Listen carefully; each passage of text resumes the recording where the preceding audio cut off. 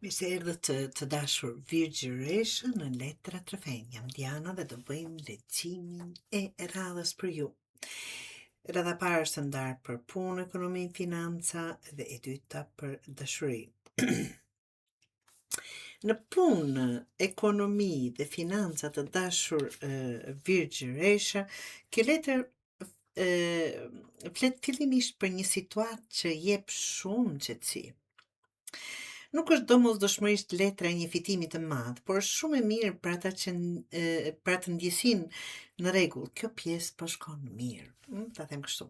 Për disa virgjëresha mund të jetë një lajm i mirë që ndikon jo vetëm për ju, por edhe tek familja. Për shembull, një punë që sigurohet, një pagesë që vjen, një marrëveshje që ju heq një merak ose dikush në familje që stabilizohet financiarisht dhe nuk ka më nevojë për aq shumë ndihmë. Në punë mund të keni që kjo është një shembull tjetër. Mund të keni një edhe ambient më të mirë me njerëzit përreth, një bashkëpunim që ecën apo dikush që ju mbështet të dashur virgjëresh, ose më në fund punohet si ekip dhe jo 5 veta duke tërhequr në 5 drejtime të ndryshme. Për ata që kërkojnë punë, mund të vi diçka përmes njohjeve, familjes, shoqërisë ose dikujt që ju rekomandon. Ana tjetër e 10 kupës është që mund të ndjeni aq rehat me një situatë sa të mos shihni nëse ka diçka më të mirë përpara. Dhe kjo është pak rrezik, ëh? Do thotë mos të bijmë në atë zonën e komfortit dhe të ratohemi çdo gjë është në rregull. Pra, por mos u bëni shumë komod. Letra e dytë është 3 të monedhës, që është një letër shumë konkrete për punën. Janë 3 veta po bashkëpunojnë aq bukur. Bashkëpunim, aftësi, vlerësim dhe dikë që e sheh çfarë dini të bëni. Mund të ndodhë që këtë javë të kërkohet mendimi juaj, t'ju japi një detyrë më të rëndësishme të punoni me njerëz të rinj ose të hyni në një projekt ku secili ka rolin e vet. Nëse keni një intervistë pune, kjo letër është e mirë sepse tregon që dikush mund të interesohet konkretisht për përvojën dhe aftësitë tuaja, virgjëresha, Nëse punoni për vete, mund të vi një klient përmes një rekomandimi. Dikush mund të thotë, fol me këtë person, se bën mirë këtë punë. Edhe për ata që po mësojnë diçka virgjëresh, bëjnë kurs, trajnim, shkollë, ose duan të ndryshojnë profesionin, kjo letër është shumë e mirë. Një aftësi që po ndërtoni mund të fillojë të ketë vlerë ekonomike, jo të mbetet vetëm në hobi. Pra, apo por, ta them kështu, 3 të monedhës ka edhe një kusht. Duhet të dini të punoni me të tjerët. Nëse hyni me iden vetëm unë di ta bëj siç duhet, si zakonisht e kemi pakës virgjëreshat ne, atëherë java bëhet më e lodhshme se sa duhet. Dhe po virgjëresh, e di që ndonjëherë mendoni pikërisht kështu pra. Letra e tretë është 4 të monedhës nga 3 në 4, që nuk është rritje, më falni se s'pe i kap do të janë aq të holla, sa që këtu parat kërkojmë pak më shumë kujdes.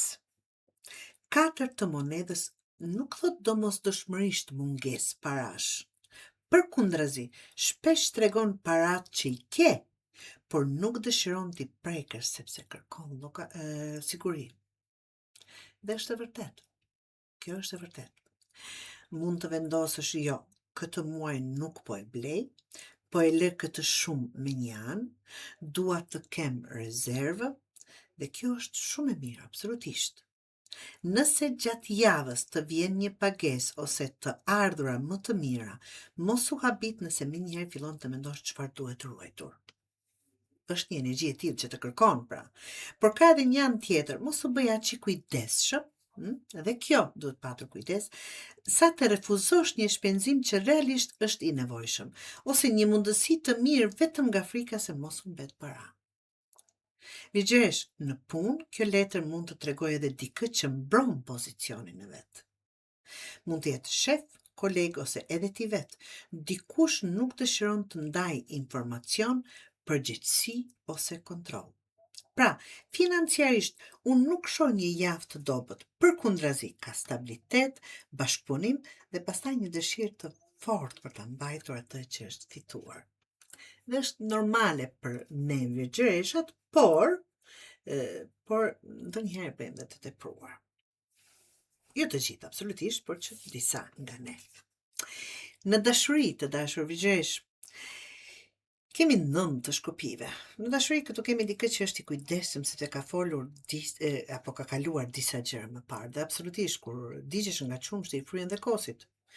Për çiftet mund të ketë një temë që është diskutuar disa herë dhe njëri për ju tashmë është lodhur.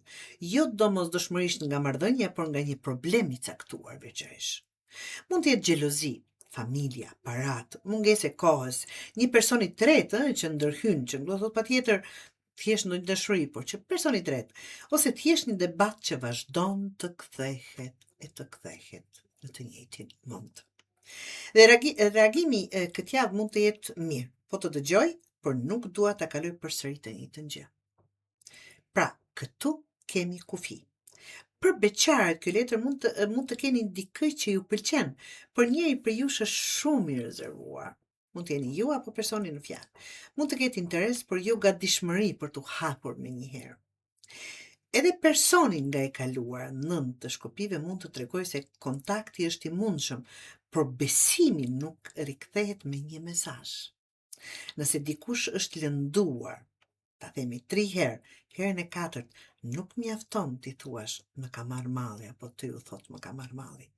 Duhet pak më shumë se kaq. Kjo është ajo letër pra. Letra tjetër është 6 të shpatës. Këtu shoh largim nga tensioni. Kjo mund të shfaqet në 2 mënyra dhe duhet t'i themi të dyja të dashura, apo letra pasqyrohen të. Për disa çifte, pas një periudhe të vështirë, situata fillon të qetësohet, nuk zgjidhet çdo problem brenda natës, por të dy mund të vendosin, nuk dua të vazhdojmë më kështu, nuk do të flasim për këtë gjë, nuk do ta bëjmë më në atë kuptim.